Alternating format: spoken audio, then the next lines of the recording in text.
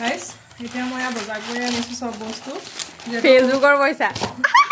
কাইলৈ যিহেতু এতিয়া ভাদৰ মাহত নামঘৰত নাম লৈ আছে তাত মানে চাহ দিবৰ কাৰণে এইবোৰ চব বজাৰ কৰি লৈছোঁ এফালে আৰু ৰিফাইন আৰু বিস্কুট এফালে এইটো আটা আছে নুলিয়াওঁ এফালে গুড় চাহপাত এইবোৰ কিবা কিবি ধেৰ বস্তু আছে চব বজাৰ কৰি লৈছোঁ এতিয়া মই মানে ডিউটিৰ পৰা আহোঁতে বাহিৰে বাহিৰে বজাৰ কৰি আহিছোঁ আৰু এতিয়া কেইটা বাজিব 8:30মান হৈ গ'ল 9টা বাজিব হ'ল যদি ঠিক নাই দেই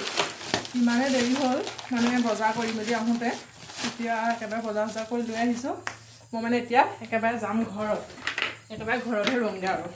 একেবাৰে বাহিৰে বাহিৰে বজাৰটো কৰি লৈছোঁ এতিয়া মানে ড্ৰেছটো চেঞ্জ কৰি থাকিলে আৰু দেৰি হ'ব নহয় সেইকাৰণে এতিয়া একেবাৰে ঘৰত যাওঁ